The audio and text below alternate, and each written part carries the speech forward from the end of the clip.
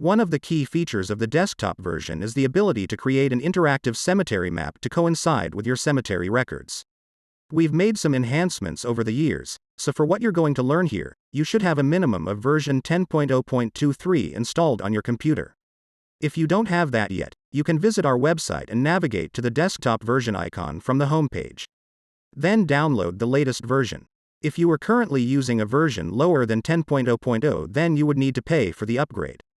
However, if you already have version 10.0.0 registered, or higher, then this is a free update. You can jump directly into building your map, even before any data exists in your database. But I'm going to add some records just so you can see what will happen once we start building the map.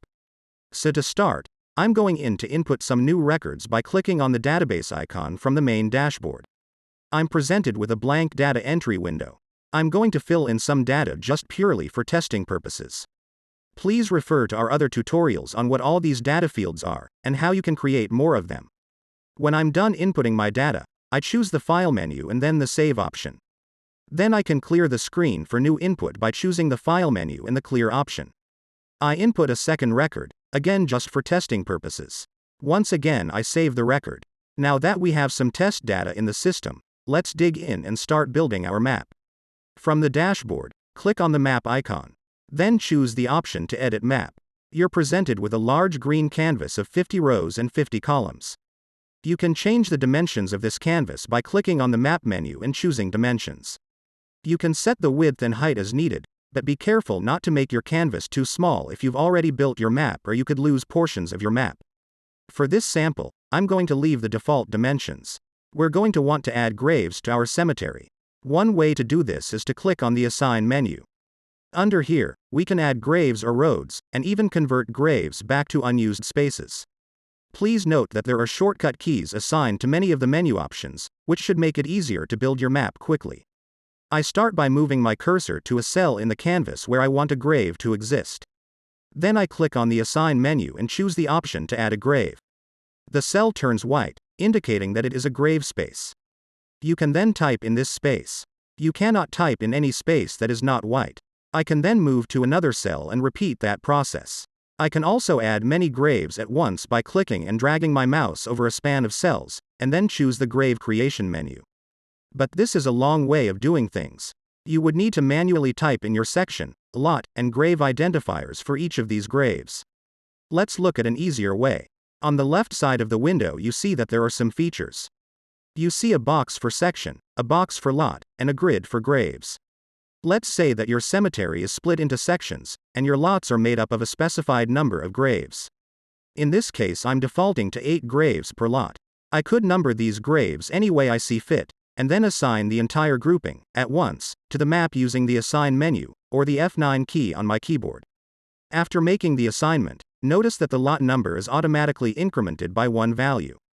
This is so that you can just move to the next space on the map and assign the next grouping of graves using the F9 key. On that same left side of the window, just a bit lower, are some other boxes that can help you develop your map.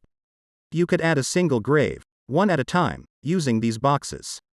And each time the grave value will be incremented by 1 value. So you just keep pressing F9 for any cell you want to add a grave to next. With this particular feature, you don't have to use a numeric value. You could have an alphabetic value, and it would increment that also.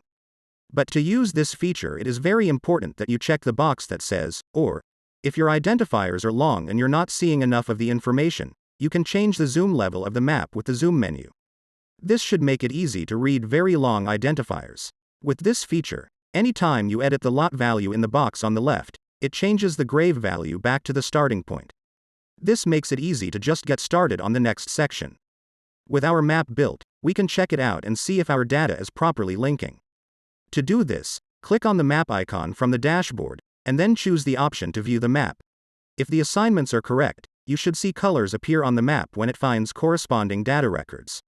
If a grave is colored white, there is not enough information to color the map. If a grave is red, the grave contains a buried person. If the grave is blue, the grave is purchased but no one is buried in that grave yet. If the grave is yellow, the data record has the name of either an interred or purchaser, but no dates provided yet. And lastly, if the cell is black, it indicates a road or path, or some other structure or symbol. As with the edit screen, you can zoom on the map viewing page also. If you click your mouse on a colored grave, you will see information about that grave populated in the small grid at the top of the window. And if you double-click your mouse on a name in that grid, it will open that database record. If you're doing a search and you land on a viewing page like this and you want to find this grave on the map, click on the record menu and choose the last option to find the grave on the map. The grave will be focused and colored purple and will blink when your cursor is on the grave. If you wanted to add some roads to your map, go back to Edit Your Map. Then highlight the area that you want to build your road and choose the Assign menu and the option to assign a road. That should be enough to get you started. If you have questions after this, click on the Contact menu and we'll do our best to assist you.